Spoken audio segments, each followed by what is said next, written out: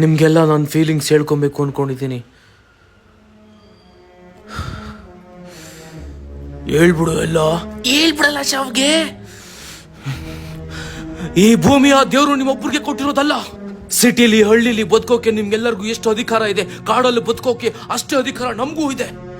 Internet, car, bike, technology ಕಂಡಿಡ್ದಿದ್ಕೆ ನೀವ್ ಯಾರು ದೇವ್ರಾಗಲ್ಲ ಕಣ್ರಯ್ಯ. ನೀವುಗಳು ಡೆವಲಪ್ ಆಗೋಕೆ ಕಾಡನ್ನ ನಾಶ ಮಾಡ್ಬೇಕು ಅಂತ ಡಿಸೈಡ್ ಮಾಡೋಕೆ ನೀವ್ ಯಾರು? ಈ ಪ್ರಪಂಚ ಬರೇ ಮನುಷ್ಯರಿಗೆ ಅನ್ನೋ ಹಂಗದಿದ್ರೆ ಆ ದೇವ್ರು ನಮ್ಮನ್ನೆಲ್ಲ ಯಾಕ್ರಯ್ಯ ಸೃಷ್ಟಿ ಮಾಡ್ತಿದ್ದ?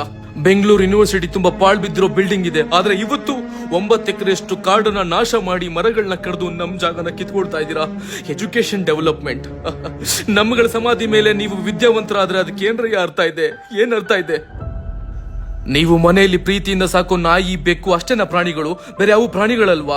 ನಮ್ಮನ್ನ ಝೂ ಅಲ್ಲಿ ಇಟ್ಟು ಶೋ ಪೀಸ್ ಮಾಡಿ ದುಡ್ಡು ಮಾಡ್ಕೊಂಡ್ರೆ ಪರಿಸರ ಉಳಿಯಲ್ಲ, ಈ ಭೂಮಿ ಉಳಿಯಲ್ಲ.